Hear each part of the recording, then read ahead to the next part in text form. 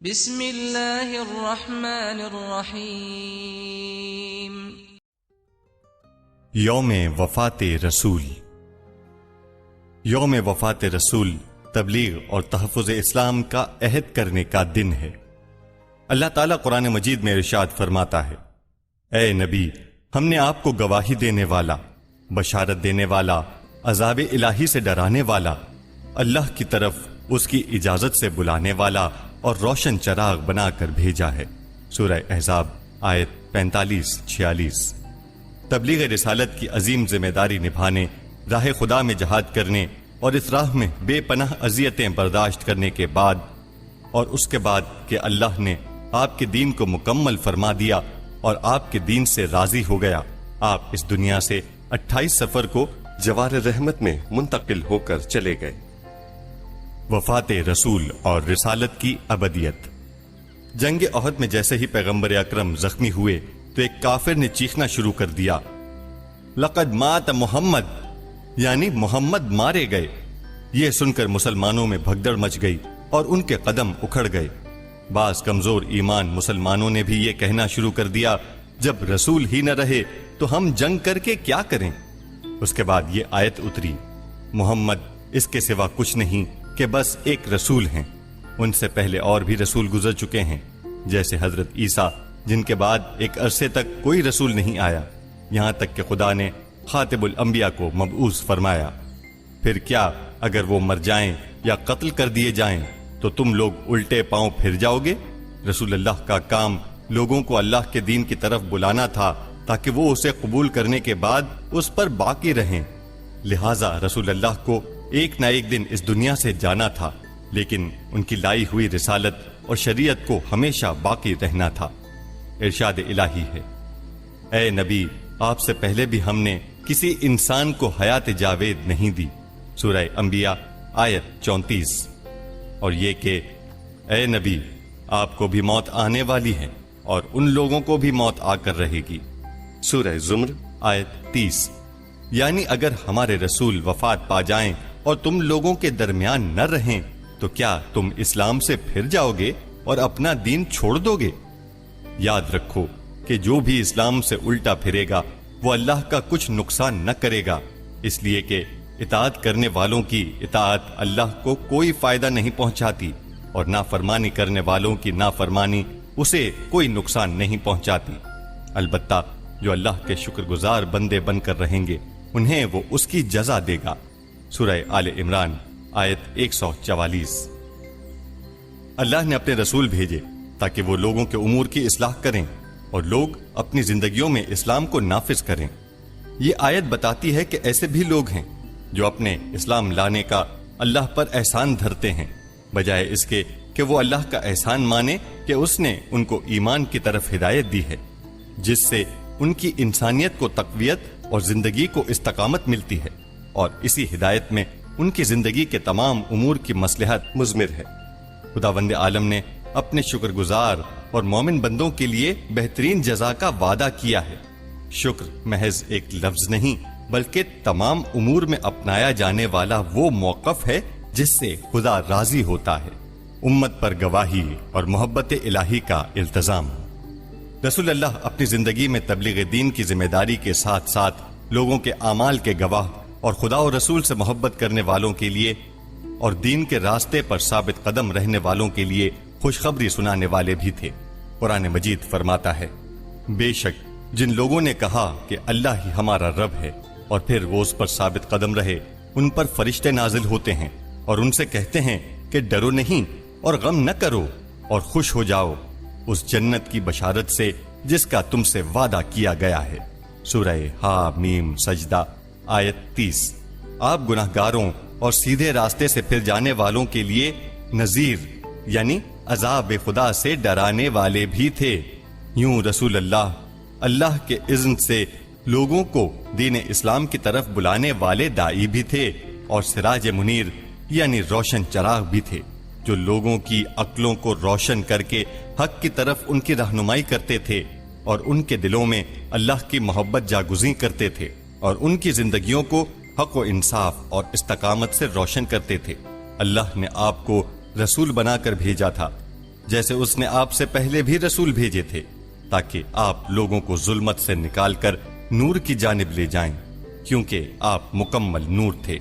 اپنے عقل میں، اپنے دل میں، اپنے اقوال میں اور اپنے افعال میں، سب میں آپ نور تھے۔ پیغمبر اکرم نے اپنی رسالت اور شخصیت میں اخلاق کا ایسا اعلیٰ نمونہ پیش کیا کہ کوئی بھی خلق عظیم میں آپ کے قریب بھی نہیں پہنچ سکتا۔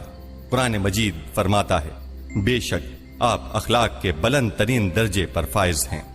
سورہ قلم آیت 4۔ اور یہ کہ جن لوگوں کے ساتھ آپ رہتے تھے اور جن لوگوں کو آپ دین کی طرف دعوت دیتے تھے، ان کے لیے آپ سراپا رحمت تھے۔ قرآن مجید فرماتا ہے، اے رسول، یہ اللہ کی بڑی رحمت ہے کہ آپ ان لوگوں کے لیے نرم مزاج واقع ہوئے ہیں، ورنہ اگر کہیں آپ تندخو اور سنگ دل ہوتے تو یہ سب آپ کے گرد و پیش سے بھاگ جاتے۔ سورہ آل عمران آیت 159۔ آپ ساری زندگی اللہ کی اطاعت کرنے والے غریبوں اور نچلے طبقے کے لوگوں کا معیار زندگی بلند کرنے، نیز انہیں راہ حق کی ہدایت کرنے کے لیے کوشاں رہے۔ آپ ان لوگوں کی روحانیت اور معنویت میں اضافہ کرنے کے لیے مصروف رہے اور انہیں آزاد اور باعزت زندگی گزارنے کا درس دیتے رہے۔ مجسم رسالت۔ پیغمبر اسلام کی رسالت ساری بنی نوع انسان کے لیے تھی۔ آپ قرآن کی آیات اور اپنے اخلاق و کردار کے ذریعے مجسم رسالت بن کر لوگوں کی ہدایت کا کام کرتے رہے۔ جب آپ کی وفات کا وقت قریب پہنچا تو آپ نے لوگوں کو جمع کر کے فرمایا، اے لوگو، اگر تم میں سے کسی کی پیٹھ پر کبھی مجھ سے تازیانہ لگ گیا ہو اور میرے ذمہ کسی کا کوئی حق باقی ہو تو آ کر مجھ سے اپنا حق لے لے، اور اگر میرے ذمہ کسی کا قرضہ ہو تو مجھے اس سے آگاہ کر دے۔ اس کے بعد آپ نے فرمایا، اللہ اور کسی بندے کے درمیان عمل کے علاوہ کوئی ایسی رشتہ داری نہیں جس کے ذریعے اسے بھلائی ملے یا اس سے کوئی برائی دور ہو۔ لوگو، تم میں سے نہ کوئی ایسا دعویٰ کرے اور نہ ایسی خواہش کرے۔ اس خدا کی قسم جس نے مجھے حق کے ساتھ مبعوث کیا ہے، عمل کے سوا کوئی چیز نجات نہیں دے سکتی، اور ساتھ میں اللہ کی رحمت بھی ہو۔ اگر میں بھی اللہ کی نافرمانی کروں تو مجھے بھی اس کی سزا ملے گی۔ بہار الانوار جلد 22 صفحہ 466۔ امام جعفر صادق فرماتے ہیں، جب رسول اکرم نے مکہ فتح کیا تو انہوں نے کوہ صفا پر کھڑے ہو کر فرمایا، اے بنی ہاشم اور اے بنی عبد المطلب، میں تم پر مہربان ہوں اور تمہارا ہمدرد ہوں۔ یہ مت کہو کہ محمد ہم میں سے ہیں، خدا کی قسم تم میں سے دوسروں میں سے میرے اقربا سوائے متقیوں اور پرہیزگاروں کے کوئی نہیں ہے۔ ایسا نہ ہو کہ تم قیامت کے دن آؤ اور تمہاری گردن پر دنیا کا بوجھ لدا ہو، جبکہ دوسرے آئیں اور آخرت ان کے ہمراہ ہو۔ یہ جان لو کہ میں نے کوئی عذر اپنے اور تمہارے درمیان اور خدا کے اور تمہارے درمیان باقی نہیں چھوڑا۔ میرا عمل میرا مال ہے اور تمہارا عمل تمہارا مال ہے۔ صفات الشیعہ حدیث رقم 8 صفحہ 165۔ اس لیے کہ جو چیز بندے کو خدا سے قریب کرتی ہے وہ اس کا عمل اور اللہ کی اطاعت ہے۔ حسب نسب کی خدا کی نظر میں کوئی اہمیت نہیں۔ یہی وجہ ہے کہ خدا نے ابو لہب کے کافرانہ عقائد کی وجہ سے باوجود اس کے کہ وہ رسول اللہ کا چچا تھا اس کی سخت مذمت کی ہے۔ امانت اسلام کی حفاظت کریں۔ رسول اللہ کا یوم وفات مناتے وقت ہماری کیا ذمہ داریاں ہیں؟ رسول اللہ نے ہمارے درمیان اسلام کی امانت چھوڑی ہے اور ہم سے اس کے عقائد و شریعت اور امت کے معاملات کی حفاظت چاہیے ہے، جیسا کہ ہم اپنے چوتھے امام حضرت زین العابدین کی دعا میں پڑھتے ہیں کہ آپ خدا سے اسلام کی حفاظت اور خدمت کے لیے مدد مانگتے تھے۔ ہمیں بھی اسلام کی حفاظت کے لیے اپنے تمام وسائل کو بروئے لانا چاہیے، خاص کر آج کے اس پورا شوب دور میں جہاں عالم کفر نے متحد ہو کر اسلام کو کمزور کرنے کے لیے اپنی کوششیں تیز کر دی ہیں۔ ہمیں ان حالات میں غیر جانبداری کا مظاہرہ نہیں کرنا چاہیے، کیونکہ قیامت کے دن خدا ہم سے اسلام کے بارے میں سوال ضرور کرے گا۔ ساتھ ہی ہمیں دیکھنا چاہیے کہ ہم نے اپنے بچوں کو کس قدر اسلام سکھایا ہے اور جس انداز سے پیغمبر اسلام نے لوگوں تک دین پہنچایا تھا، کیا اسی طرح سے ہم نے بھی لوگوں تک دین پہنچانے کی کوشش کی ہے؟ ہمیں اپنے بچوں کی عصری تعلیم میں کامیابیوں کی فکر کے ساتھ ساتھ ان کے اسلامی عقائد اور تقوی کی تعلیم و تربیت پر بھی بھرپور توجہ دینی چاہیے۔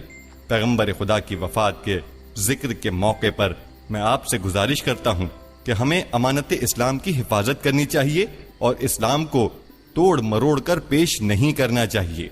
برادران گرامی، اسلام سے متعلق ہمیں اپنی ذمہ داریوں کے بارے میں احساس کرتے ہوئے اسلام دشمنوں کے سامنے سیسا پلائی ہوئی دیوار بن جانا چاہیے، اس لیے کہ قیامت کے دن ان تمام چیزوں کے بارے میں خدا ہم سے حساب لے گا۔ سلام ہو اللہ کے رسول پر جس دن آپ کی ولادت ہوئی اور جس دن آپ کی وفات ہوئی اور جس دن آپ پھر زندہ کیے جائیں گے۔